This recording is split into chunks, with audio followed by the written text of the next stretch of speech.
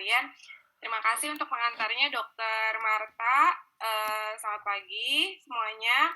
Ini mungkin karena pagi kali ya, apa masih belum pada mandi gitu ya, jadi nggak buka videonya.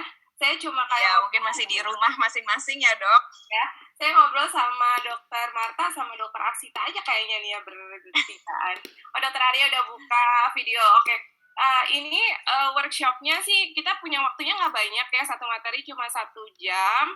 Tapi diharapkan 1 jam ini bisa punya banyak ini ya bekal ya buat teman-teman. Saya juga buat refreshing saya lagi. Jadi santai aja Dok, santai aja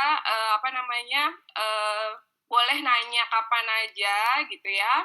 Terus buat yang pakai jilbab, kalau males pakai jilbab pakai mukena juga boleh ya, sambil makan juga boleh. Pokoknya santai aja, yang penting bisa dengerin. Jadi mudah-mudahan kita bisa sama-sama belajar lagi nih ya tentang hipotiroid. Boleh itu aja slide-nya Dokter Marta. Terima kasih Dok. Oke, teman-teman, ini hipotiroid. Jadi kita punya 2 workshop hari ini, ada hipotiroid, ada hipertiroid.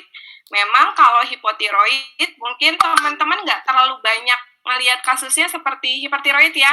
Dan seringkali mungkin banyak miss-nya. Termasuk saya mungkin, jangan-jangan banyak miss-nya juga ada pasien hipotiroid yang saya nggak ngeh, karena memang hipotiroid itu seringkali gambaran klinisnya nggak se-manifest kalau hipertiroid gitu ya. Kalau hipertiroid kadang-kadang kita ngelihat matanya melotot-melotot aja udah curiga, ini Graves nih gitu ya.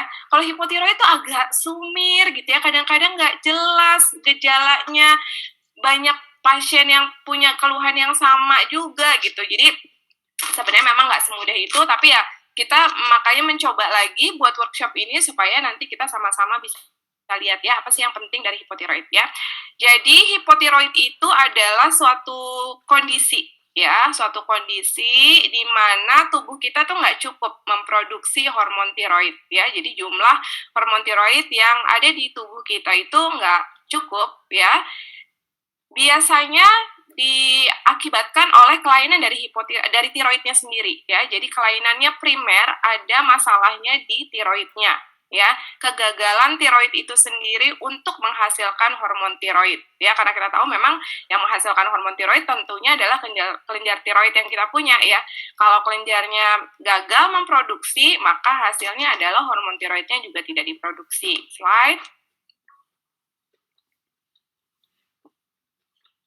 Slide-nya, oke. Ya, jadi kalau secara epidemiologi memang nggak terlalu banyak ya hipotiroid yang overt ya, yang memang jelas gitu ya, jelas hipotiroid gitu, hanya 0,3 sampai 0,4% ini data di US ya. Kalau yang subclinical hypothyroidism agak lebih banyak ya, 4 sampai 8%, dan memang dia seiring berjalannya waktu ya, makin tua makin tinggi ya prevalensinya ya, terutama di sekitar umur 50-an. Lagi-lagi kalau tiroid itu kayaknya emang jatahnya perempuan ya, jadi perempuan selalu lebih banyak nih daripada laki-laki ya, dan ada yang kita kenal dengan nama postpartum hypothyroidism yang ternyata cukup besar ya, 5 sampai 10% dari perempuan. Kalau data di Indonesia gimana? Seperti biasa, nggak ada datanya ya, jadi nggak jelas kalau datanya di Indonesia. Oke, slide. Oke, ini sih kembali lagi ya, untuk mengingatkan lagi, teman-teman pasti masih ingat ya, ada namanya hipotalamus ya. Hipotalamus ini nanti akan memproduksi hormon ya, namanya TRH. TRH ini nanti akan menstimulasi hipofisis ya. Hipofisis itu kan ada yang hipofisis anterior, ada yang posterior. Kalau TRH ini nanti akan menstimulasi hipofisis yang di daerah anterior ya, untuk menghasilkan berbagai hormon sebenarnya, tetapi salah satunya adalah TSH ya, thyroid stimulating hormone. Nah, TSH ini nanti akan menstimulasi tiroid kita untuk menghasilkan hormon tiroid ya, namanya T4, tapi nanti dikonversi menjadi T3. Nah, kan badan kita ini emang Tuhan ciptakan pinter banget ya, jadi ada beberapa kelainan ya. Satu, kalau hipotiroid itu, slide, dia bisa kegagalannya itu di tiroidnya tadi yang seperti saya bilang, dan ini yang paling sering sebenarnya. Jadi kalau kegagalannya itu di tiroidnya, ini yang kita bilang namanya hipotiroidism primer ya. Ini namanya kegagalan utamanya adalah di organ tiroidnya. Kemudian selain itu ada juga yang kalau gangguannya itu di hipofisis. Jadi si TSH-nya nggak bisa diproduksi dengan baik, atau bahkan di hipotalamusnya TRH-nya nggak diproduksi dengan baik. Nah, ini namanya hipotiroidism sekunder, kalau hipotalamus mungkin tersier ya namanya ya. Oke, slide. Nah, sebabnya tuh macem-macem ya. Kalau yang primer, yang karena kegagalan di tiroidnya itu penyebabnya macem-macem ya. Paling banyak sih memang tiroiditis Hashimoto ya. Ini termasuk salah satu autoimun tiroid ya. Kemudian yang lainnya ada karena radioiodin, karena operasi ya, tiroiditis, obat-obatan juga jangan lupa ya. Kemudian kalau yang sekunder memang ada kelainan di hipofisisnya, dan kalau yang tersier itu kelainan di hipotalamusnya. Slide. Nah, tadi disebut-sebut waktu di epidemiologi, si hipotiroid ini ada dua macam. Ada yang istilahnya ada overt, ada yang subclinical ya. Apa sih bedanya yang overt sama yang subclinical?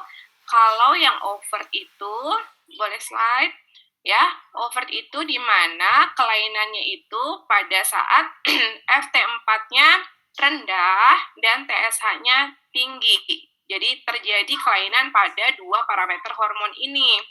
Berbeda dengan subclinical hypothyroidism, kalau pada subclinical hypothyroidism, FT4-nya normal, tetapi TSH-nya meningkat. Mudah-mudahan masih ingat ya, ini pelajaran kita waktu zaman kuliah dulu. Slide. Nah, terima kasih, Dokter. Ya, terima kasih Dokter Marina atas introduksinya yang menurut saya sudah cukup jelas sebagai pengantar. Nanti kita akan lanjut dengan stimulasi kasus. Nah, para dokter sekalian, kita mulai dengan pakai simulasi kasus, Dok, diskusinya. Jadi mudah-mudahan retensi ilmunya bisa lebih baik. Saya bacakan ya, Dok. Kasus pertama ini adalah wanita 45 tahun, datang dengan keluhan sering merasa kelelahan, merasa depresi, dan ada peningkatan berat badan. Dari pemeriksaan fisik, nadinya 58 kali per menit, reguler, isi cukup. Kulitnya kering dan kasar, kemudian terdapat edema di kedua kelopak mata. Nah, kalau pasien seperti ini datang ke tempat praktek dokter, diagnosis banding apa yang dokter pikirkan, Dok, biasanya? Kalau misalnya ada orang datang keluhannya seperti ini. Silakan, Dok, kalau ada yang mau ngomong, Dok. Bisa boleh, silakan. Atau langsung ngomong aja, Dok, juga boleh. Aja, boleh langsung ngomong atau di chat. Kalau masih belum, masih siap-siap di rumah, belum mau buka kamera, nggak apa-apa, Dok. Buka mikrofonnya dulu aja. Atau mungkin kita minta Dokter Aldo Hartono, Dok.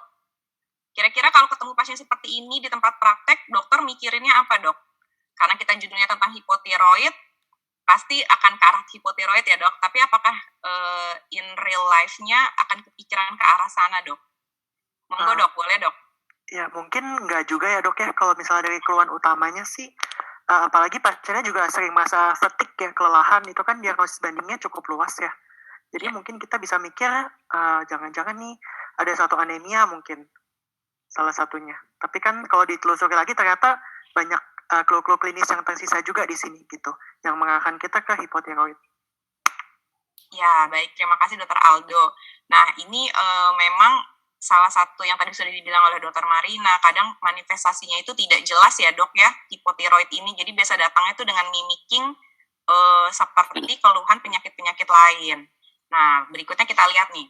Ini adalah manifestasi klinis dari simptom atau gejala yang biasanya dirasakan oleh pasien yang memiliki hipotiroid. Jadi pasiennya itu bervariasi sekali keluhannya. Bisa mulai dari artralgia, jadi nyeri-nyeri sendi, mialgia, nyeri otot, kemudian ngerasanya capek terus, fatigue, tidak tahan dingin, ngerasanya moodnya depresi kayak hipotim, kemudian ada penurunan kenaikan berat badan, walaupun ngerasanya makannya biasa-biasa aja, Dok, tapi kok naik terus berat badan, ngerasanya lemah, mau ngapa-ngapain, nggak semangat, kemudian konstipasi, kulitnya kering, kalau ngerjain kerjaan atau belajar sulit konsentrasi, rambutnya rontok, kemudian untuk perempuan menstruasinya menjadi tidak teratur, gampang lupa atau susah mengingat hal-hal yang sudah dilewati. Nah, ini kan semuanya sebenarnya tidak khas ya, Dok.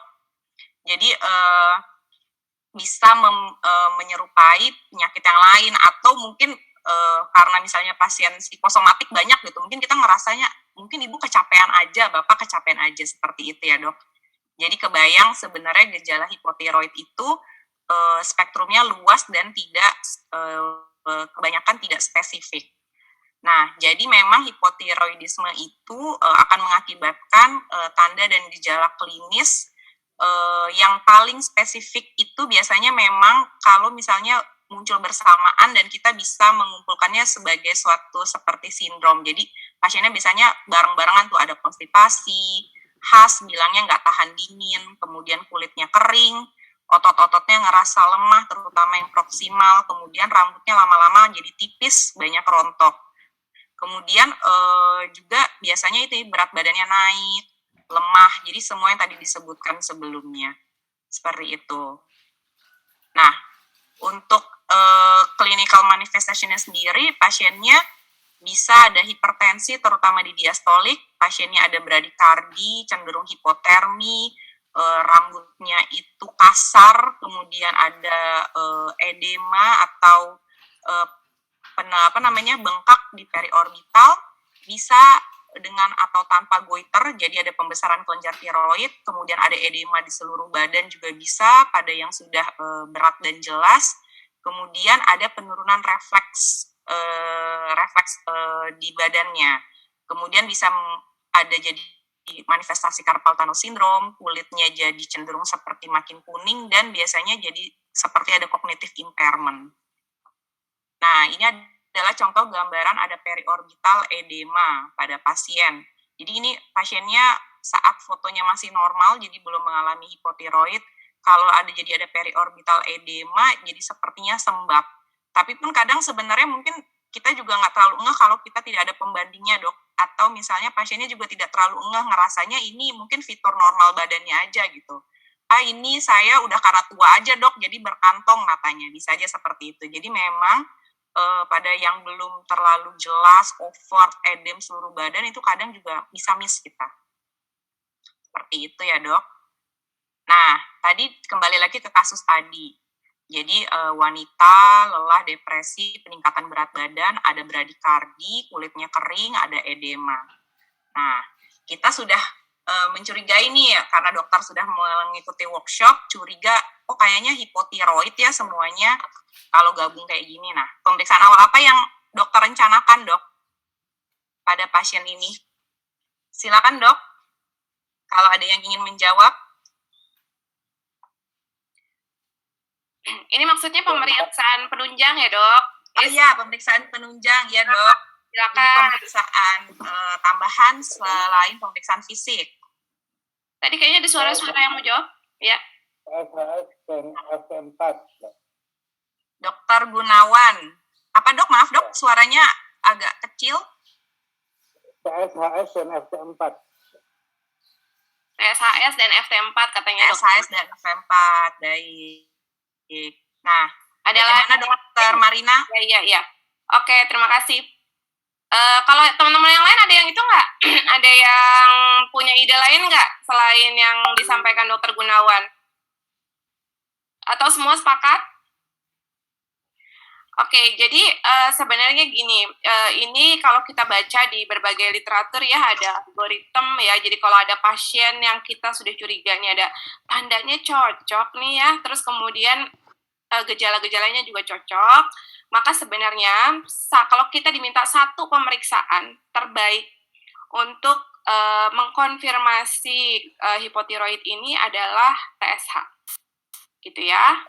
Coba dilihat slide-nya, Dokter Eta. Ya, satu kalau boleh satu, ya. Karena memang kenapa sih TSH gitu ya? Kenapa nggak FT4? Kenapa nggak dua-duanya gitu? Jadi kalau kita lihat ya, pada saat ada kelainan di tiroid, kan saya tadi sudah sampaikan bahwa yang paling banyak tuh yang primer. Jadi kegagalannya adalah di tiroid ya, walaupun nggak menyingkirkan bahwa jangan-jangan ternyata si hipofisisnya nih yang nggak benar ya, TSH-nya yang nggak normal gitu. Tetapi karena umumnya kelainannya itu adalah di tiroid, kegagalan dari kelenjar tiroid, maka kalau dia gagal, FT4-nya kan jadi rendah ya. Kalau FT4-nya jadi rendah, maka kan memang Tuhan sudah mendesain badan kita pintar banget ya. Ada kan istilahnya namanya feedback ya.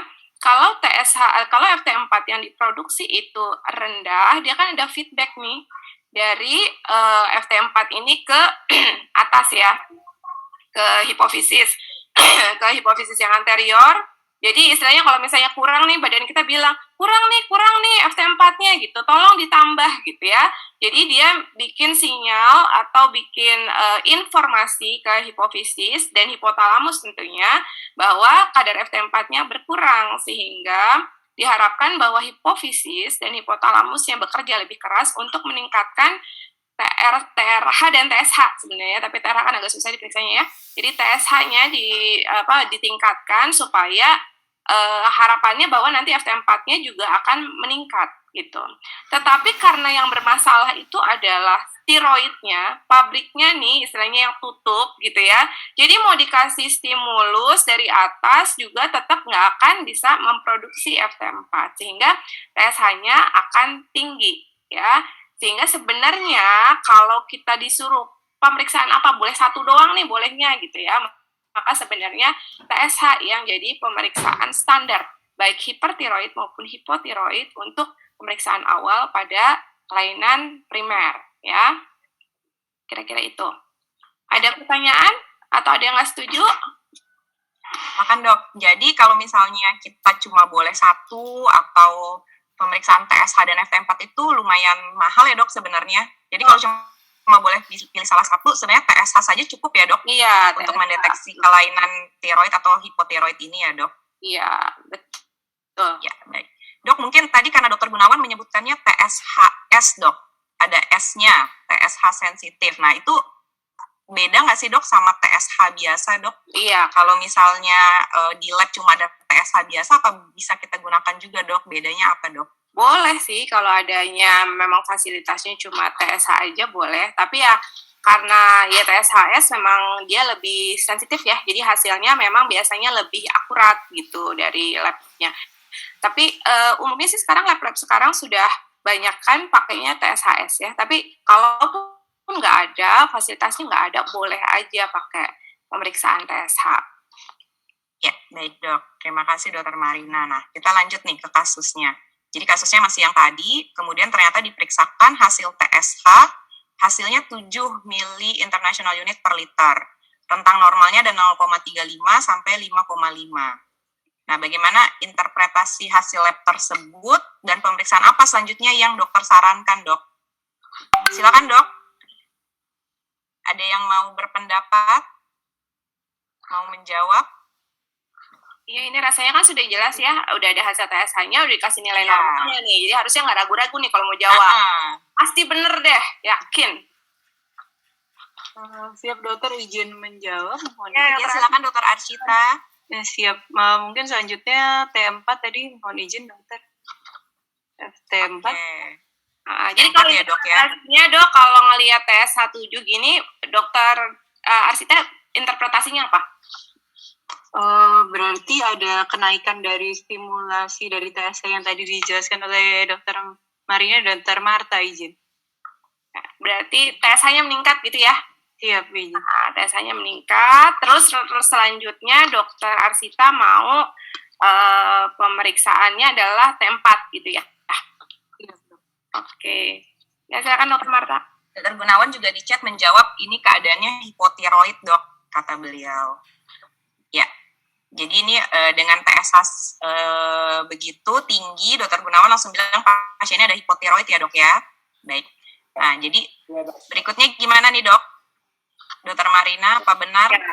Teman-teman, satu hal yang saya mau sampaikan adalah bahwa pemeriksaan TSH itu tiap lab itu bisa beda-beda ya nilai rujukannya. Tapi beda-bedanya biasanya sih nggak jauh. Ada yang pakai kayak tadi 0,3 sampai 5,5, ada yang cuma sampai 4, sekian. Jadi nanti dokter bisa lihat dari nilai rujukan dari laboratoriumnya aja. Jadi nilainya memang kadang-kadang agak sedikit berbeda, nggak apa-apa ya. Jadi tadi kita udah periksa TSH ya. Hasilnya kan kalau kita periksa TSH, hasilnya tentu bisa 3 macam. Bisa normal, bisa rendah, bisa tinggi gitu ya. Tapi kan kita harapannya kan sebenarnya tinggi nih kalau kita memang curiga hipotiroid. Nah, Jadi kalau misalnya ternyata hasil TSH-nya keluar, maka slide selanjutnya ya, yang kita akan periksa adalah free T4. Nah, Dokter Arsita tadi menyampaikan bahwa beliau akan periksa T4 gitu ya. Teman-teman ada yang tahu nggak sih bedanya T4 sama free T4 itu apa? Mungkin kalau yang T4 biasa dia terikat dengan carrier proteinnya, dokter, albumin misalnya. Oke, jadi T4 itu istilahnya T4 total ya. T4 total itu berarti gabungan antara T4 yang terikat oleh protein ya, thyroid binding globulin biasanya gitu ya, dan ada yang free, yang nggak terikat, yang free. Nah, sebenarnya yang aktif yang mana?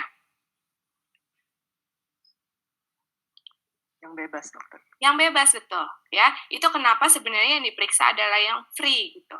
Tapi gimana kalau nggak ada pemeriksaannya di daerah, nggak ada nih? Boleh, nggak apa-apa. Cuma kita harus mungkin memikirkan kira-kira ini pasien ada nggak sih gangguan protein yang bisa mengganggu ya, misalnya kehamilan atau pasiennya sirosis atau gimana gitu ya, yang kira-kira akan mengganggu atau ya bisa menginterfere pemeriksaannya gitu ya. Jadi kalau misalnya ada pemeriksaannya, apalagi di Jakarta gitu, FT4. Tapi kalau kata dokter Gunawan, oh di daerah adanya T4, nggak apa-apa, boleh-boleh aja dok ya. Jadi kita harus periksa tadi FT4 atau T4 kalau nggak ada. Tapi nggak perlu semua ya dok. Kadang-kadang saya suka ngeliat tuh hasil tuh ada semuanya. TSH ada, FT4 ada, T4 total ada, FT3 ada, T3 total ada gitu. Oh itu kayaknya boros. Jadi kalau mau pilih satu aja. Nggak usah, kalau mau T4, T4 aja. Kalau mau FT4, FT4 aja. Gitu ya. Oke, terima kasih Dr. Marina. Jadi kita sepakat berikutnya kita periksakan free T4. Nah, balik lagi ke kasus. Jadi pasiennya tadi TSH-nya 7 meningkat, kemudian diperiksakan nih FT4. Hasilnya 0,5 nanogram per desiliter. Ini ada nilai normalnya. Jadi kesannya adalah rendah ya. Nah, apa diagnosis pada pasien ini, dok? Jadi sudah ada data klinisnya hipotiroid, TSH meningkat, FT4-nya rendah. Jadi harusnya udah bisa pede nih nyebut pasien ini ada kelainan apa, dok? Ya, kalau ujian pasti 100 nih. Iya. Hipotiroid ada. Oh, iya. Hipotiroid kata dokter Gunawan. Terus dokter Iya, Indah dokter Gunawan hipotiroid. hipotiroidism primer. Baik. Oke, nah kita balik lagi ke algoritma tadi ya, Dokter Marina. Jadi setelah kita periksa serum free T4, hasilnya tentu saja ada bisa normal, bisa tinggi, atau bisa rendah ya dok ya. Nah, kalau ternyata hasilnya TSH-nya naik tadi, kemudian free T4-nya turun, berarti kita bisa mengatakan pasien ini ada primary hypothyroidism. Ya dok ya. Dan kemudian tadi di slide pendahuluan juga sudah jelas TSH-nya naik, FT4-nya turun, kita juga bisa katakan ini pasiennya adalah hypothyroid overt ya Dokter Marina. Nah, jadi overt hypothyroidism. Oke, sampai di sini ada yang ingin ditanyakan dok? Ada yang belum jelas mengenai TSH, FT4 ini, cara menginterpretasinya? Mudah-mudahan sudah jelas ya dok? Karena tadi sudah digambarkan dengan jelas oleh Dokter Marina bagaimana mekanismenya HPA aksisnya. Nah, kita lanjut. Nah, jadi pasien ini tadi kita sepakat pasiennya dengan primary hypothyroidism dan klinisnya overt. Nah, apakah pasien harus mendapatkan pengobatan, dok? Kalau iya, obat apa yang digunakan? Oke, ada yang mau sharing? Ada yang mau kasih usul? Obatnya apa ya? Mungkin levothyroxine, dok. Levothyroxine. Oke, yang lain? Suplementasi iodin, dokter. Suplementasi iodin. Terus teman-teman yang lain? Ada lagi yang mau usul?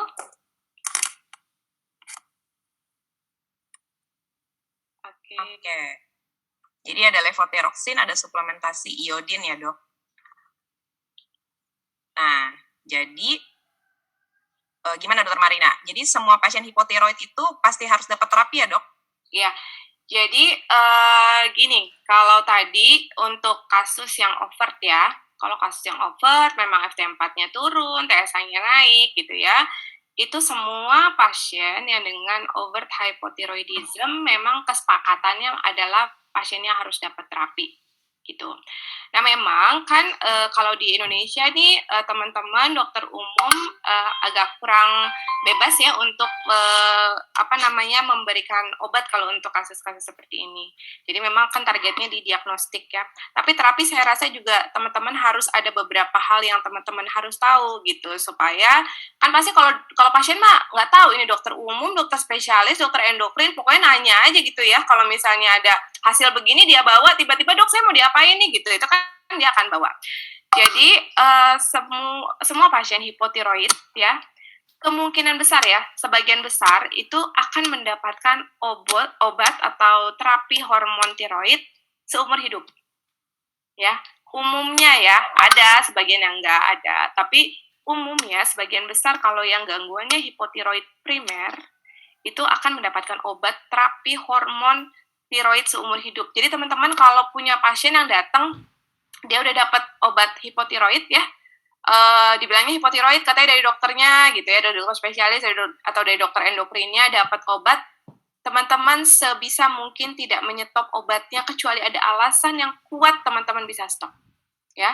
Jadi pasiennya mau sakit apa, mau dapat obat apa, mau dirawat, mau apapun kondisinya ya, obatnya tolong dilanjutkan dan tidak di stop kecuali teman-teman dokter punya alasan yang kuat gitu ya. Nah, apa yang diberikan tadi, umumnya yang diberikan adalah once daily synthetic thyroxine preparation. Ini yang tadi dokter Aldo ya tadi yang bilang ya, levotiroxine. Ya, levotiroxine. Bagaimana dengan suplementasi yodium? Sebenarnya kalau untuk suplementasi yodium itu, untuk pasien yang hipotiroid atau normal pun memang kita harus punya kecukupan yodium gitu ya, karena itu kan sebenarnya bahan bakar atau bahan baku untuk membuat hormon tiroid gitu ya. Nah sebenarnya kalau misalnya yodium untuk pasien-pasien ini bukannya nggak perlu, tapi mungkin nggak terlalu manfaat karena dia punya bahan baku tapi dia nggak bisa prosesnya gitu. Jadi sebenarnya kita harus langsung hormon aktifnya yang diperlukan untuk pasien-pasien yang seperti ini ya. Nah kenapa dipilihnya nah yang obat yang terpilih adalah levotiroxine sebenarnya yang T4-nya. Nanti pada saat diminum dia akan berubah seperti hormon yang biasanya normal, dia akan deiodinasi menjadi T3 yang aktif ya. Dosisnya berapa? Kalau di literatur dibilangnya 1,6 mikrogram per kilo per hari gitu. Teman-teman, sediaan levotiroxine itu ada dua macam. Ada yang 50 mikrogram, ada yang 100 ya. Jadi kalau pakai 1,6 dikali-kali nggak usah banget-banget, komanya pas gitu ya. Jadi kalau misalnya ternyata hasilnya 50,25 gitu. Terus ini gimana dipuyerin atau gimana, nggak usah gitu ya. Jadi pakai aja, mau 50, mau 75, mau 100 gitu ya, boleh, silahkan aja. Slide. Boleh dibelah nggak dok tabletnya dok? Misalnya butuh dosisnya 75 atau 125 dok? Boleh.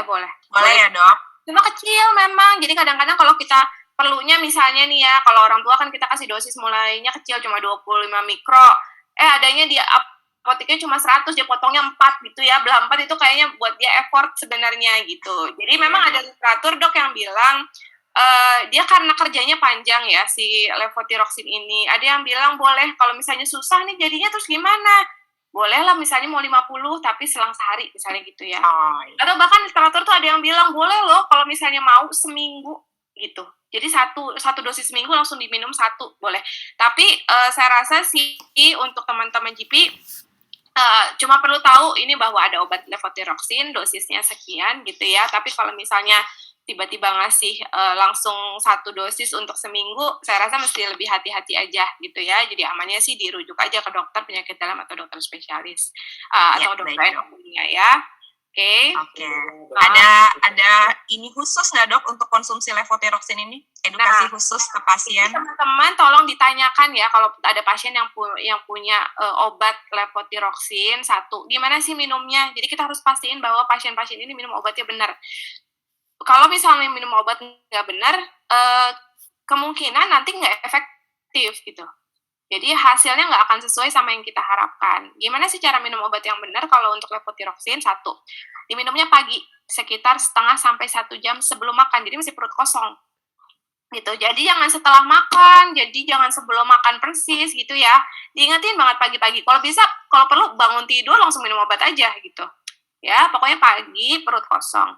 Ya, kalau beberapa pasien ada yang mendapatkan obat kalsium juga atau suplementasi zat besi, ya, juga ini nggak boleh digabung, nggak boleh deketan, ya. Jadi minimal 4 jam dari minum levotiroxin karena bisa menurunkan absorpsinya, gitu ya. Nah, untuk adjustment dose-nya sendiri ya, jadi kalau misalkan kita kan biasanya kalau kasih itu nggak terlalu besar dulu ya, atau dari perhitungan yang tadi, kemudian kalau mau tahu ini dosisnya perlu dinaikin atau enggak, kita memang nggak untuk tiroid, agak susah untuk melihat klinis. Jadi memang harus didasarkan pada pemeriksaan laboratorium. Dan pemeriksaan laboratorium apa yang diperiksa untuk evaluasi adalah TSH saja, tanpa FT4. Ya, jadi dicek aja TSH-nya. TSH-nya berapa, nanti di-adjust dosisnya. Kira-kira gitu, Dokter Marta. Baik, terima kasih Dokter Marina. Semoga sudah ada gambaran nih dok, untuk dari kasus pertama tentang dari diagnosis sampai tata laksana secara umum pada keadaan hipotiroid. Nah, kita langsung masuk ke kasus berikutnya. Kasus-kasus berikutnya ini adalah kasus di real life, jadi kasus pasien beneran gitu. Jadi mungkin bisa terbayang keadaan nanti pasien-pasien hipotiroid itu pada praktek klinis sehari-hari seperti apa sih. Ini saya bacakan kasus yang pertama. Jadi wanita 32 tahun, keluhannya itu menstruasi tidak teratur, terutama 1 tahun terakhir. Jadi tidak setiap bulan menstruasi, terus kalau misalnya sedang menstruasi, jumlahnya lebih banyak dibandingkan dulu-dulunya waktu pasien masih remaja atau sampai terakhir 1 tahun sebelumnya. Pasien sudah menikah 6 tahun, tapi belum memiliki anak sampai saat ini. Pernah hamil, tapi kemudian mengalami keguguran di usia kandungan 8 minggu. Pasien selama beberapa bulan terakhir sering merasa lemas dan lesu, mudah mengantuk, ada kenaikan berat badan juga, padahal jumlah makan tidak meningkat. Dari pemeriksaan fisiknya, nadinya 68 kali per menit, IMT-nya 23,2, dari pemeriksaan leher tidak ada massa atau pembesaran tiroid atau KGB, PF lain dalam batas normal. Nah, ini adalah gambaran klinis pasiennya. Oke. Kemudian, nah, mungkin kita mau diskusikan pemeriksaan tiroid selama ini dokter-dokter apakah ada kesulitan dok atau misalnya sudah paham dan ngerti sekali memang sering melakukan PF tiroid. Mungkin ada mau sharing dok pengalaman dok. Jadi kalau pada kasus hipotiroid ini pemeriksaan tiroidnya sebenarnya kita bisa menemukan pembesaran atau tidak teraba pembesaran sama sekali, mungkin karena memang ukurannya normal atau justru mengecil kelenjar tiroidnya. Nah, pemeriksaan fisiknya ini sendiri, dokter-dokter ada share nggak? Ada pengalaman pemeriksaannya seperti apa biasanya? Ada yang mau share cara pemeriksaannya seperti apa yang selama ini dilakukan dok? Silahkan dok. Ada kesulitan atau enggak? Saya sih cuma menekankan bahwa sekarang tuh, ini kan tiroid banyak kan perempuan ya. Terus kalau di Indonesia banyak kan perempuan pakai jilbab ya. Jadi tolong jangan lupa tuh periksa lehernya. Kadang-kadang kita tuh males gitu ya. Maksudnya bukan males, mungkin nggak sempet gitu ya. Banyak banget pasiennya, jadi kadang-kadang nggak kepikiran aja. Padahal sebenarnya kalau mungkin buat orang awam, kadang-kadang mereka walaupun udah besar mereka nggak ngeh. Tapi buat kita yang dokter ya, kadang-kadang kalau lagi ngomong hadap-hadapan terus dia sambil ngomong sambil ludah aja ada yang bergerak, kita udah kayak langsung aware sebenarnya. Nah, cuma persoalannya memang gitu, karena orang-orang banyak yang pakai jilbab, kita sering kali nggak kelupaan gitu ya untuk minta pasien membuka hijabnya terus diperiksa lehernya gitu, karena itu penting banget. Walaupun memang untuk hipotiroid teman-teman kadang-kadang strumanya tuh nggak jelas. Ya, karena tadi yang disampaikan kalau hipotiroid itu kadang-kadang malah jadi dia mengecil gitu tiroidnya gitu ya. Kalau kecuali yang mungkin kayak tiroiditis atau mungkin dia emang kekurangan yodium segala macam, itu mungkin strumanya emang agak besar. Tapi kalau enggak, memang bisa jadi nggak teraba juga. Tapi artinya kalau tidak teraba, jangan berpikir bahwa ini bukan tiroid, gitu, bukan hipotiroid. Jadi boleh kalau pasien hipotiroid itu nggak keraba, strumanya tuh bisa banget gitu. Jadi jangan gara-gara nggak keraba, bukan hipotiroid berarti gitu, enggak. Karena sebenarnya kalau dilihat di literatur jarang mereka yang memasukkan struma sebagai sign utama dari hipotiroid gitu ya. Jadi justru lebih ke klinis, ke bradikardinya gitu ya, terus ke edema-edemanya gitu. Jadi jangan lupa tuh periksa kulitnya kering atau enggak gitu ya, edema-edemanya gitu. Jadi memang ini nggak wajib ada gitu. Ya, makasih Dokter Marina. Jadi khasnya kelenjar tiroid itu dia sebenarnya ikut bergerak dengan gerakan menelan ya dok. Jadi kalau sudah ada kelihatan benjolan yang nyata, kalau lagi gerakan menelan tuh dia ikut bergerak. Dan kalau kita palpasi juga pas perabaan dia ikut bergerak juga. Jadi itu bisa jadi salah satu clue. Walaupun biasanya mungkin kalau struma diffusanya nggak terlalu besar atau nodulnya juga nggak terlalu besar, mungkin tidak teraba juga dengan jari-jari kita ya dok. Seperti itu. Mungkin harus konfirmasi dengan pemeriksaan lanjutannya. Nah kebetulan pasien ini kemudian dilakukan USG tiroid. Gambarannya seperti ini. Nanti akan berikutnya dijelaskan di slide berikutnya sebenarnya bedanya apa sih sama gambaran USG tiroid normal. Nah, pasien ini kemudian dilakukan pemeriksaan laboratorium, karena keluhannya mungkin ada lemas-lemas, fatigue, diperiksakan HB-nya normal, gula darah puasa normal, kemudian TSHS-nya 6,913, meningkat dibandingkan normal referensinya, kemudian FT4-nya 0,45. Dan ada pemeriksaan tambahan baru nih yang tadi belum kita omongin yaitu anti-TPO. Kalau di sini hasilnya 791, reference rate-nya itu kurang dari 5,61. Jadi kalau dari sini kesannya meningkat jauh sekali anti-TPO-nya. Nah, berdasarkan data tadi dari awal hingga saat ini, apa diagnosis pasien ini, dok? Kemudian, apa harus mendapatkan pengobatan juga pasiennya? Silakan, dok. Ada yang punya ide pasiennya ini diagnosisnya apa? Izin dok. Mungkin kalau hipotiroidnya aja udah jelas, karena tadi udah jelas TSH naik, FT4 turun, tapi ada ini nggak kausa penyebab yang lain yang sudah khas dari data ini, dok? Silakan tadi dokter siapa, dok? Maaf yang ingin bicara. Dokter Bernard. Dari dokter Bernard, dok. Silakan dokter Bernard. Ini kan kalau dari klinisnya kan tadi kan TSH-nya udah meningkat, FT4-nya turun, berarti kan ada hypothyroid overt. Kalau anti-TPO-nya sudah tinggi sampai 791, berarti kan ada adanya reaksi antibodi ya, kemungkinan sih Hashimoto kalau ini dok. Baik, dari dokter Bernard, anti-TPO ada antibodi, jadi kemungkinan ada Hashimoto. Ada pendapat yang lain dok? Teman-teman ada yang nggak familiar nggak sama anti-TPO? Ya. Baru denger nggak sih anti-TPO? Kok tiba-tiba ada anti-TPO? Dari tadi nggak ada diomong-omongin. Ada nggak sih yang baru dengar? Nggak apa-apa dok, share aja dok. Apa-apa. Yang benar nggak ada yang salah di sini. Kita sama-sama belajar semuanya. Wajar kok kalau misalnya nggak tahu ya, baru pernah dengar nggak apa-apa. Justru kan alhamdulillah ikut workshop jadi tahu nih ada namanya anti-TPO ya. Oke, lanjut dulu aja deh dokter Marta. Lanjut dulu ya, baik. Jadi pasien ini tadi clinical manifestation yang khas ada fatigue, weight gain, menstrual irregularities ya dok. Kemudian tadi kalau kita masukkan ke algoritma ini, sampai di pasiennya primary hypothyroidism dan yang sudah over. Nah, ini adalah TPO dan anti-TPO itu apa? Mungkin dokter Marina ingin menjelaskan dok, silakan dok. Oke. Jadi TPO itu adalah singkatan dari thyroid peroksidase ya. Ini sebenarnya adalah sebuah enzim yang memang secara normal ditemukan di kelenjar tiroid kita, dan ini mempunyai peranan penting terhadap produksi dari hormon tiroid. Nah, kalau misalnya tadi betul yang dikatakan dokter Bernard ada anti-TPO ya, berarti kan lawannya gitu ya, kayak antibodinya gitu ya. Kalau misalnya ada antibodi dari TPO ini berarti dia menunjukkan bahwa ada kelainan autoimun ya, autoimun. Nah, autoimun pada penyakit tiroid itu ada dua ya. Ada yang Graves jadi hipertiroid, ada yang Hashimoto jadi hipotiroid. Nah, karena kasus kita ini hipotiroid, maka kemungkinan besar ini untuk kasus ini ya, atau kita bisa tegakkan untuk kasus ini adalah hipotiroidnya disebabkan oleh Hashimoto. Ya, Hashimoto tiroiditis. Oke, gitu. Baik, jadi sudah ada tahu ya, jadi anti-TPO itu adalah antibodi terhadap TPO-nya sendiri. Yang kalau akhirnya menyerang, menyebabkan akhirnya sel di kelenjar tiroidnya rusak dan akhirnya jadi hipotiroid ya dok.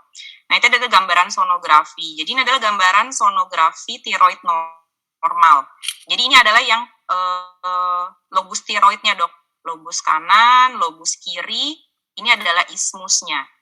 Terus ini adalah trakea. Jadi ini adalah gambaran normal dari kelenjar tiroid. ekogenitasnya, jadi gambaran tuh homogen, sama gitu, kayaknya rata dan lebih hiperekoik dibandingkan struktur otot sternocleidomastoideus yang ada di anteriornya. Nah ini jadi gambaran kalau ngelihat USG tiroid normal kurang lebih seperti ini. Nah kalau pada tiroiditis Hashimoto gambarannya udah berubah dok, jadi kasar, sangat heterogen, kemudian biasanya gambaran hitam-hitamnya yang lebih hipoekoik atau enkoik jadi banyak karena sel-sel tiroidnya itu rusak, jadi dia seperti tidak ada isinya, seperti itu kurang lebih. Kemudian ada pemeriksaan namanya thyroid scan dok. Apakah sudah ada pernah yang familiar tahu thyroid scan itu apa dok? Atau nama lainnya kadang dikatakan scintigraphy. Jadi kalau thyroid, gimana dokter Aldo? Dokter Aldo gimana dok? Mungkin dengan menggunakan iodin 131 dokter, jadi menggunakan zat radioaktif dok. Ditangkap dengan kamera gamma nanti. Ya jadi kalau tiroid itu bukan CT scan ya teman-teman ya, bukan CT scan tiroid kayak kita CT scan kepala, CT scan toraks gitu ya. Jadi istilahnya memang thyroid scan, tapi di Indonesia ini jadi kita bilangnya biar nggak bingung scintigraphy tiroid gitu ya. Nanti gambarannya tadi seperti yang Dr. Aldo sudah sampaikan, nanti dia pakai iodium radioaktif, nanti dipoto ya. Jadi diharapkan nanti harusnya normalnya tiroid kita, kelenjar tiroid kita akan menangkap tuh iodiumnya gitu. Tapi itu kan dia tetap ada range normal ya. Nanti dia keluar nilai juga ya. Jadi kalau normal dia ketangkep tapi nggak segitu hebatnya ya. Beda nanti kalau misalnya sekilas ya ini kalau Graves tuh kelihatan pekat banget, gede banget gitu ya. Strumanya juga kan ini kan tiroidnya membesar gitu ya. Kemudian nah kalau tiroiditis ya, karena memang saya tadi sampaikan memang pabriknya rusak, ya, dia udah nggak bisa nangkep lagi si iodiumnya. Jadi kelihatannya kayak tipis gitu ya, kosong. Samar-samar gitu. Ya dok? Samar-samar gitu ya. Ya memang ini mungkin juga nggak terlalu banyak yang periksa, nggak terlalu banyak yang melakukan gitu. Tapi kalau misalnya tiba-tiba pasien kita ngasih hasil kayak gini, nggak usah bingung gitu ya, nggak usah kaget bahwa kalau misalnya kalau tiroiditis emang nggak kelihatan, nggak ketangkep gitu gambarannya pada saat tiroid scan. Oke. Ya, jadi pasien ini tadi sebenarnya pasien Hashimoto ya dok, berarti ya? Ada hipotiroid over, anti-TPO-nya meningkat positif. Jadi pasiennya adalah hipotiroid karena Hashimoto ya dok? Ya. Oke. Ya. Kemudian kita lanjut ke kasus berikutnya nih, karena waktunya juga makin berjalan. Jadi pasien wanita 18 tahun, keluhannya mirip yang tadi, menstruasi tidak teratur dan sedikit, konstipasi berulang, berat badan juga terus naik. Pertumbuhan dan perkembangan sebelumnya normal-normal saja, tidak ada keluhan nyeri leher depan. Pasien tidak pernah sadar kalau ada pembesaran leher di bagian depan. Dari pemeriksaan fisik, nadinya 64 kali, pasiennya obes, IMT-nya 30. Nah, dari pemeriksaan leher, jadi di leher anterior midline itu teraba massa difus yang ikut bergerak dengan gerakan menelan, tidak ada nyeri, tidak ada bruit, lingkar lehernya 32 cm. Terdapat akanthosis nigricans di leher pasien. Pasiennya kemudian karena obes, ada akanthosis nigricans, diperiksakan parameter metabolik, ternyata normal, mungkin HDL-nya aja yang sedikit rendah. Kemudian akhirnya diperiksakan hormon tiroidnya, TSH-nya tinggi sekali 203, FT4-nya juga rendah 0,29 dengan anti-TPO 359. Nah, ini adalah hasil USG tiroidnya. Jadi kelenjar tiroidnya katanya membesar diffuse, memang sesuai dengan pemeriksaan fisiknya, dan ada gambaran pseudonodul. Jadi gambarannya sudah kasar, tidak homogen lagi seperti gambaran tiroid normal. Nah, jadi apa diagnosis pada pasien ini dok? Harusnya udah langsung nih dok, sama kayak tadi. Mungkin yang lain yang belum kita dengar suaranya dok. Jadi pasiennya simptomnya jelas, ada gangguan mens, konstipasi, berat badan naik, ada obes, ada goiter, labnya high TSH, low FT4, dan high anti-TPO. Jadi teman-teman catatannya adalah bahwa umumnya keluhan itu berkorelasi dengan beratnya hasil lab gitu. Jadi kalau kayak pasien ini TSH-nya sampai 200-an tuh biasanya keluhannya jadi lebih jelas tuh. Ya, keluhannya lebih banyak. Terus satu hal lagi, pasien ini 18 tahun. Tadi kan pada anamnesis ada pertanyaan pertumbuhannya gimana. Kira-kira kenapa ya ditanyain pertumbuhannya ya? Ada yang mau ngasih pendapat, Dok? Dapat nggak? Kenapa kok tiba-tiba ditanyain pertumbuhan gitu? Untuk mungkin mendeteksi kelainan yang dibawa dari kecil mungkin seperti kelainan kongenital, Dok. Oke, setuju. Yang lain ada yang mau kasih tambahan? Ya, jadi kalau ini cepet-cepet aja ya, waktunya udah mau mepet. Jadi memang teman-teman kan hipotiroid itu bisa terjadi pas sudah dewasa, tapi bisa terjadi juga dari anak, bahkan dari baru lahir gitu ya. Nah, kalau hipotiroid pada anak atau dari lahir itu ya, atau yang kongenital itu manifestasinya agak berbeda ya, sama yang dewasa dan lebih berat biasanya. Biasanya ada gangguan pertumbuhan.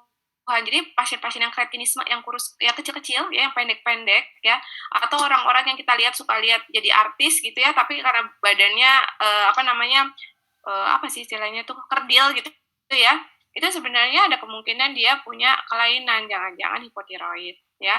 Kemudian anak-anak yang ada kelainan kognisi, jadi bisa ditanyakan tuh sekolahnya gimana, sekolahnya lulus nggak, lancar nggak, pernah naik kelas nggak, ada masalah nggak di sekolahnya. Karena TSH itu pada saat dia bayi ya sampai anak-anak itu sangat berpengaruh terhadap intelijensia, berpengaruh pada kognitif. Sehingga pasien-pasien yang hipotiroid dari kecil itu IQ-nya rendah.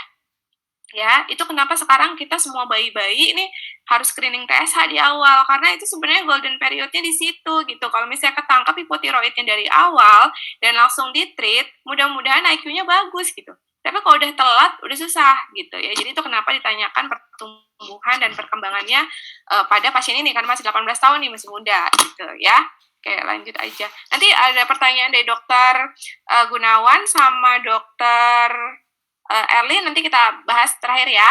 Iya, kita bahas terakhir, Dok. Ya, jadi kalau dimasukkan tadi jelas pasiennya primary hypothyroidism. Nah, jadi ini adalah pemeriksaan-pemeriksaan laboratorium yang bisa menggambarkan menambah kecurigaan kita lebih kuat ke ada hipotiroid ya, Dok. Jadi selain TSH meningkat, FT4 turun, kemudian ada thyroid antibodies yang positif, juga pasien bisa saja mengalami anemia yang normokromik normositik atau anemia defisiensi besi karena adanya irregular menstruasi. Pasien juga bisa mengalami hiponatremi, hiperkolesterolemia, dan ada peningkatan kreatinin kinase. Seperti itu ya, Dok. Jadi mungkin kalau ada data-data seperti ini bisa menguatkan pasiennya hipotiroid. Nah, berikutnya kita masuk ke pasien kasus keempat. Jadi wanita 51 tahun datang ke UGD dengan keluhan kejang 1 jam sebelumnya. Dari 1 minggu pasiennya itu sudah lemas dan lesu, banyak tidur saja di tempat tidur, kebanyakan ngantuk. Pasien ini riwayat kanker tiroid post-op, terakhir mendapat obat levothyroxine 1x125 mikro. Karena pandemi COVID, pasiennya takut kontrol ke rumah sakit, jadi 3 bulan ini tidak kontrol dan tidak minum obat sama sekali. Riwayat penyakit lain disangkal. Ya, jadi ini adalah keywordnya, pasiennya. Kemudian dari pemeriksaan fisik, waktu datang ke UGD, pasiennya somnolen apatis, heart rate-nya 58 kali, suhunya 35,9, palpebranya sembab, lehernya tidak teraba massa tapi memang ada tampak scar bekas operasinya, ada edema non-pitting minimal di tungkai bilateral dan kulitnya kering. Nah, diperiksakan lab di UGD, hasilnya HB-nya 10,9, natriumnya rendah 110, kaliumnya 2,7 rendah, magnesiumnya juga turun 1,45, kalsiumnya juga 5,1, TSH-nya tinggi sekali 168. Oke. Apa diagnosis pada pasien ini, Dok? Kalau ketemu seperti ini, kepikirannya apa, Dok? Sebenarnya ini gambaran cukup khas ya, Dr. Marina. Salah satu pegawat daruratan di endokrin juga sebenarnya ini.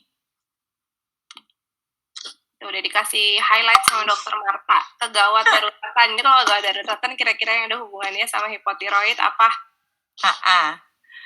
Apa, Dok? Krisis hypothyroid, Dok. Dokter Gunawan tadi menjawab apa, Dok? Maaf, suaranya kecil, Dok. Mungkin krisis hipotiroid. Krisis hipotiroid, ya betul. Jadi kalau dari gambaran seperti ini, kita bisa bilang pasiennya mengalami krisis hipotiroid atau koma mixed edem ya, Dokter Marina. Jadi pasiennya PNCAS, memang ada riwayat sakit tiroidnya, kemudian TSH-nya tinggi sekali, dan akhirnya ada parameter lab-lab lain yang juga ikut abnormal, yang memperberat. Ya, jadi kalau ini kita masukin ke sini tadi, hipotiroid. Nah, pada pasien ini, penyebab hipotiroidnya apa berarti? Sudah jelas nih harusnya tadi ya, Dok? Udah ada clue-nya, udah digarisin. Hashimoto, Dok. Was of tiroid itu. Dokter Arifina, Dokter Gunawan bilang Hashimoto, tadi ada yang menyebut post op tiroid, siapa Dok? Maaf Dok. Dokter Arwina ya? Iya. Ya, jadi pasien ini sebenarnya adalah penyebab hipotiroidnya adalah karena tiroid. Buat teman-teman sekalian, kalau pasien CA tiroid itu terapi utama pertamanya adalah memang harus total tiroidektomi. Jadi keseluruh kelenjar tiroidnya itu diangkat. Jadi udah nggak ada lagi tuh pabrik hormon tiroidnya. Jadi sudah pasti otomatis pasiennya akan mengalami hipotiroid sebenarnya. Oleh karena itu tadi diceritanya pasien itu mendapatkan obat levotiroxin. Walaupun nanti untuk konteks CA tiroidnya ada kepentingan yang lainnya ya Dokter Marina untuk diberikan levotiroxinnya. Seperti itu. Nah, jadi kalau misalnya ketemu pasien kayak gini, misalnya lagi jaga UGD nih Dok, kira-kira tata laksana pertama yang harus dilakukan nih apa Dok? Boleh nggak Dok langsung kita kasih levotiroxinnya gitu pasiennya? Apa kita mau harus nunggu konsul-konsul dulu atau dokter PD misalnya udah ketemu hasil kayak tadi jelas, ada data TSH-nya pula lengkap, langsung mau kasih levotiroxin gitu? Gimana Dok? Karena ini kan kegawat daruratan Dok. Mau dikasih apa enggak? Langsung kasih aja nih. Levotiroxinnya, apa nanya dulu sama dokter Marta, telepon dokter Marta, Dok, boleh nggak dikasih gitu? Ya. Iya, kasih aja ya dokter Gunawan Kasih ya. aja. Kalau dokter Gunawan mau pasti nih udah langsung ngasih nih beliau nih. Iya. Iya, kasih aja nggak apa-apa. Jadi kasih aja, nggak apa-apa, sambil nanti konsul untuk konfirmasi ya Dok ya. Karena misalnya memang harus alurnya konsul. Jadi teman-teman jangan ragu, langsung dikasih aja. Jadi boleh per NGT ya Dok, levotiroxinnya kita kasih, misalnya pasien kan nggak sadar, kita bisa berikan ya Dok. Iya, Kalau setting kita Cuma lagi memang UGD. mungkin kadang-kadang kalau lagi Comomix edem ini yang memang ada kemungkinan absorpsinya memang nggak terlalu bagus juga ya, karena mungkin edema udah sampai mukosa dalamnya juga edema gitu. Tapi ya nggak apa-apa dikasih aja per NGT. Baik. Oke. Nah, jadi kemudian kita mau menampilkan kasus berikutnya. Jadi ada gambaran pasien wanita 30 tahun. Ini pasiennya juga pasien real life, jadi memang timeline-nya pada saat 2015 dan 2016. Jadi pasien ini dulu ada keluhan berdebar, sering merasa kepanasan, dan sering BAB. Pasien ini baru melahirkan 2 bulan sebelum gejala ini muncul. Pada saat itu heart rate-nya 96 kali, mata tidak ada exophthalmos, ada pembesaran ringan, diffuse kelenjar tiroid tapi tidak ada nyeri dan tidak ada berui. Ada tremor halus pada tangan. Pada saat itu TSHS-nya rendah nih, kurang dari 0,01 dengan FT4-nya juga meningkat 3,3. Pada pasien itu saat itu tidak diberikan pengobatan, hanya observasi saja.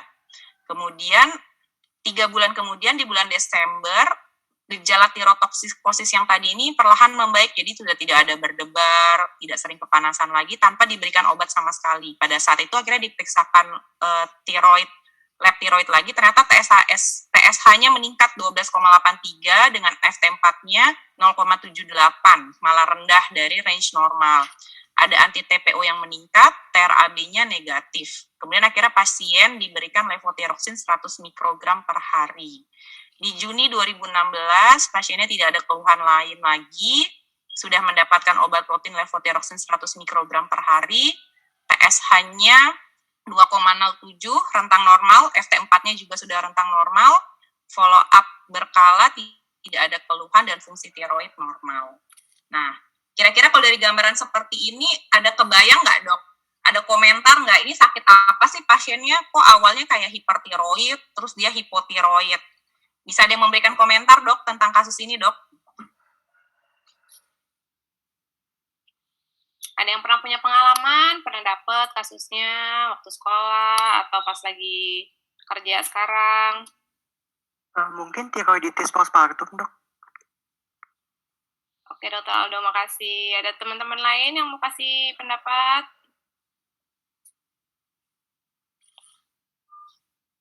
Belum ada ya? Oke. Marta. Jadi apakah benar ini tiroiditis postpartum?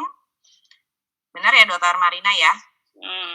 Ya, jadi apa sih dok postpartum tiroiditis itu dan kenapa spektrumnya itu ada yang hipertiroid awalnya kemudian baru hipotiroid dok?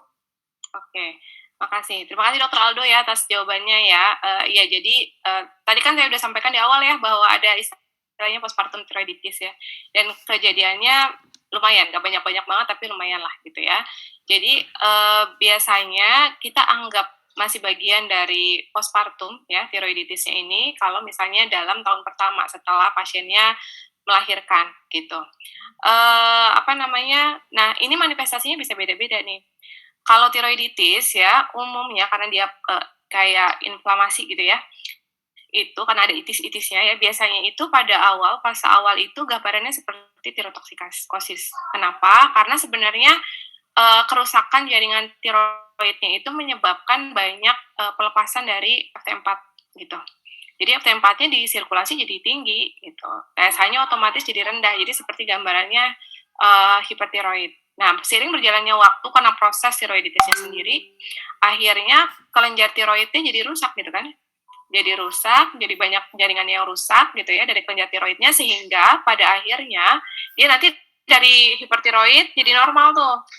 Sempat ada yang normalnya biasanya abis itu turun jadi hipotiroid. Jadi pada saat udah banyak kelainan dari kelenjar tiroidnya, dia biasanya akan jadi hipotiroid gitu. Itu pasiennya seperti itu. Tapi memang ada sebagian di literatur dikatakan bahwa ada yang transien ya, ada yang dia balik lagi ya. Jadi dia bilang di sini ada 22% yang hipertiroid kemudian dilanjutkan jadi hipotiroid. Ada yang 45% dia isolated hypothyroid phase aja, ada yang 30%-nya yang isolated thyrotoxicosis gitu.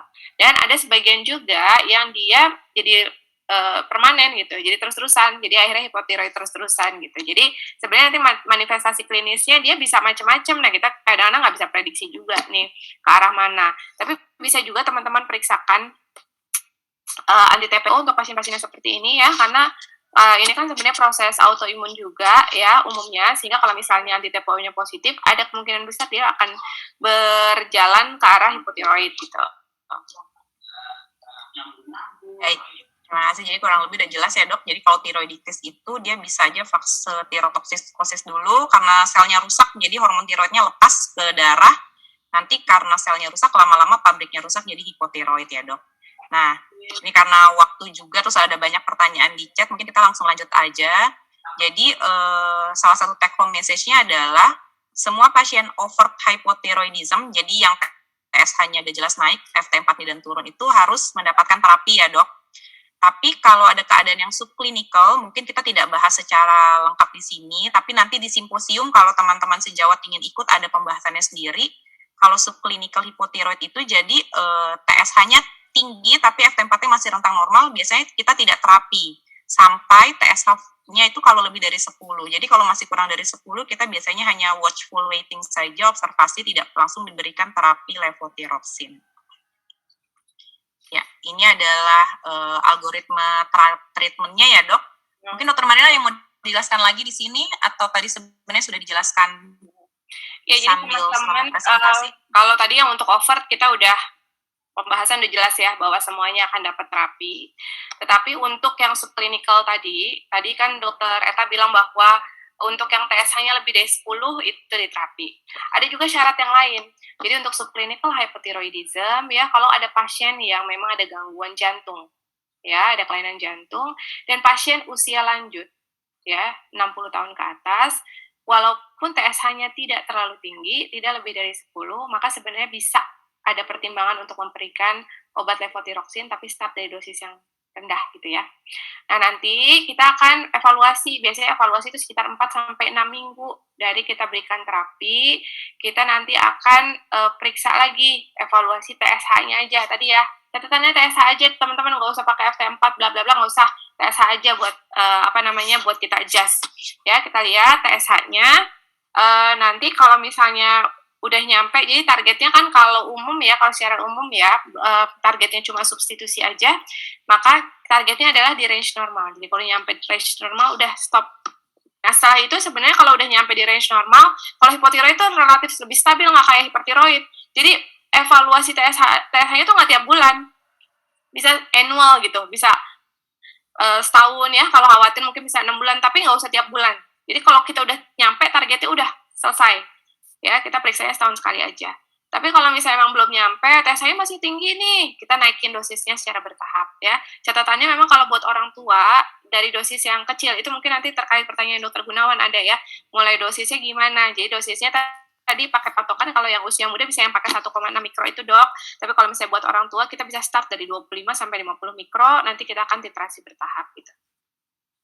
Ya, Nah, masih ini ini tampilan dosisnya ya dok ya. Jadi normalnya populasi normal 1,6, older patient mulainya lebih rendah. Kemudian kalau subclinical tergantung tadi kadar TSH-nya dan kondisi komorbid yang lain ya dok. Jadi kita mungkin sebenarnya sudah mau sampai terakhir. Jadi tadi sudah disebutkan Dr. Marina berulang-ulang bahwa treatment goal-nya itu adalah nilai TSH di normal range. Jadi makanya kita perlu evaluasinya hanya dengan melihat TSH saja. Mungkin kita lanjut ke chat pertanyaan yang belum terjawab ya dok. Iya. Tadi Dr. Gunawan sudah menanyakan prinsip terapi hipotiroid mulai dosis rendah dulu, sedangkan terapi hipertiroid sebaliknya. Iya, jadi memang kita mungkin kalau pada hipotiroid pendekatannya kita pakai dosis yang standar guidance tadi dulu, semakin usianya lebih tua kita mulai dosis yang lebih rendah dulu dok. Memang prinsipnya jadi berbeda dengan kalau kita menangani hipertiroid karena Graves, kita mulainya dengan dosis optimal dulu, nanti kita titrasi turun tergantung dengan respon klinis dan hormonnya. Seperti itu nanti mungkin akan dijelaskan lagi pada workshop yang hipertiroid. Kemudian tadi ada pertanyaan dari Dr. Gembong, dosis levotiroxine adjustment-nya disesuai dengan hasil TSHS-nya. Ya, sudah terjawab ya dok ya, jadi memang dengan hasil TSHS-nya. Nah, ini ada pertanyaan dari Dr. Bernard, Dr. Marina, apakah indeks Bilewich itu bisa digunakan untuk diagnosis hipotiroid sama seperti indeks Wayne pada diagnosis hipertiroid? Ini memang tidak kita masukkan di presentasi kita ya dok, cuma indeks-indeks ini memang bisa dijadikan tools pembantu untuk menilai pasien ini ada kecurigaan ke arah hipotiroid atau hipertiroid ya dok. Ya betul. Jadi indeks-indeks ini boleh teman-teman pakai ya. Ini bisa googling, bisa download ya. Silakan aja. Tapi ini bisa memandu. Tapi prinsipnya dia bukan buat diagnostik ya. Pada saat diagnostik tetap teman-teman harus pastikan atau konfirmasi dengan pemeriksaan lab. Apalagi tadi kalau dibilang kalau hipotiroid kan mirip-mirip sama penyakit yang lain. Belum tentu juga kecurigaan kita betul gitu ya, walaupun ada beberapa yang lemesnya, depresinya, apa segala macam gitu. Jadi bisa dipakai, tetapi harus tetap konfirmasi laboratorium. Ya, terima kasih. Nah, ini ada dari Dr. David bertanya dok, apakah pemeriksaan anti-tiroglobulin antibody rutin dilakukan seperti pemeriksaan anti-TPO? Iya, jadi pemeriksaan apa namanya antibody tiroid itu sebenarnya kan ada 3 ya. Ada TRAB namanya, ada anti-TPO, ada tiroglobulin ya, anti-tiroglobulin. Jadi memang ada 3 teman-teman. Tetapi memang kalau untuk mereka punya kekhasan sendiri-sendiri. Jadi kalau misalnya untuk Graves biasanya kita pakainya TRAB. Walaupun ada juga yang TRAB-nya negatif atau justru anti-TPO-nya yang positif misalnya untuk Graves ya. Nah, untuk Hashimoto ini atau untuk hipotiroid itu kita biasanya pakainya anti-TPO yang lebih spesifik deh untuk ke arah Hashimoto. Walaupun bisa aja anti-tiroglobulinnya juga meningkat, bisa-bisa aja, tapi kalau untuk spesifisitas lebih ke anti-TPO gitu ya. Kemudian untuk penapisan hipotiroid pada kehamilan, apakah terdapat rekomendasi pemeriksaan hormon tiroid pada ibu hamil? Oke, jadi sebenarnya ya kalau idealnya kita biasanya untuk awal trimester juga udah kita periksa tuh, gitu ya untuk ibu hamil gitu. Karena kan memang kalau hipotiroid itu resikonya tuh jauh lebih tinggi deh dibanding hipertiroid kasarnya ya. Walaupun sama-sama punya resiko, tapi kalau hipertiroid tuh biasanya nggak pengaruh ke kecerdasan anak gitu, nggak. Jadi paling anaknya jadi kecil ya, ada resiko keguguran gitu-gitu ya segala macamnya. Tapi kalau hipotiroid itu dampaknya lebih besar gitu, karena dampaknya tuh bisa jangka panjang seumur hidup ya, ke kecerdasan anak segala macam. Jadi sebaiknya kalau memang ada fasilitasnya gitu dari awal kehamilan tuh teman-teman udah boleh screening untuk TSH pada pasien hamil gitu ya. Kira-kira gitu. Ada tambahan? Tanya dari Dokter Agnes, pasien kalau hipotiroid terus mau hamil dok, bagaimana dok? Tentu saja harus normal dulu ya dok ya, hormonnya. Hipotiroid boleh, jadi semua pasien jangan pernah kita bilang nggak boleh hamil ya, kasihan nanti kalau pasien-pasien yang nggak boleh hamil. Jadi pasien hipotiroid boleh banget hamil, catatannya harus terkontrol. Jadi untuk pasien-pasien ini kalau hipotiroid kita pakai patokannya TSH, kalau TSH-nya normal oke, nggak apa-apa ya. Tapi kalau misalnya pasien hipertiroid kita nggak patokan TSH, karena kadang-kadang TSH tuh agak susah jadi normal tuh pasien hipertiroid. Jadi pakai patokannya FT4 gitu. Untuk TSH biasanya kita upayakan kurang dari 2,5 TSH-nya. Ya, kalau misalnya yang yang FT4 biasanya kurang dari 2 atau pokoknya dia di high normal deh ya. Kira-kira gitu. Baik. Ini sayang sekali sebenarnya kayaknya mungkin masih banyak diskusi yang mau kita obrolin nih dok, mungkin masih banyak pertanyaan dari teman-teman semua, cuma waktunya terbatas karena kita harus switch. Teman-teman di grup ini juga harus dapat materi tentang hipertiroid, dan saya dan Dr. Marina harus memberikan materi di breakout room satunya. Untuk terakhir, apakah ada yang masih ingin ditanyakan dok sebelum kita tutup sesi workshop hipotiroid di grup ini? Terakhir, satu lagi, karena panitia sudah mengingatkan bahwa waktunya sudah habis, sudah saatnya berganti. Nggak ada ya dok? Oke, kalau gitu mungkin kalau boleh saya simpulkan dari diskusi kita tadi, bahwa kelainan hipotiroid itu memang tidak terlalu khas biasanya datang gejalanya. Cuma kalau misalnya sudah derajatnya cukup berat sehingga overt dan kelihatan manifestasinya, kita bisa mengarahkan itu ke arah hipotiroid. Dan pemeriksaan awal yang bisa kita lakukan adalah pemeriksaan TSHS. Kalau sudah jelas tinggi, meningkat, kita lanjutkan dengan pemeriksaan FT4. Nah, untuk terapinya sendiri, kalau sudah mengalami hipotiroid overt, sudah pasti harus mendapatkan terapi. Kalau untuk subclinical, harus lihat lagi kondisi yang lain. Seperti itu ya dok. Kemudian pasien-pasien yang mengalami hipotiroid karena postiroidektomi atau tiroiditis Hashimoto, hampir pasti akan mengalami lifelong hypothyroid dan membutuhkan pengobatan juga yang lifelong. Sehingga kalau teman-teman sejawat nanti menemukan pasien seperti itu, harapannya tetap bisa meneruskan terapinya dan membantu maintenance pasien. Mungkin seperti itu take home message dari workshop kita kali ini. Terima kasih sekali atas partisipasi dari rekan-rekan sejawat sekalian. Saya dan Dr. Marina mohon maaf jika masih ada kekurangan dan kesalahan. Semoga diskusi kita kali ini bisa menambah ilmu kita semua sehingga memperbaiki atau membuat lebih baik lagi pelayanan kita pada pasien-pasien kita. Oke, Dr. Marina mungkin ada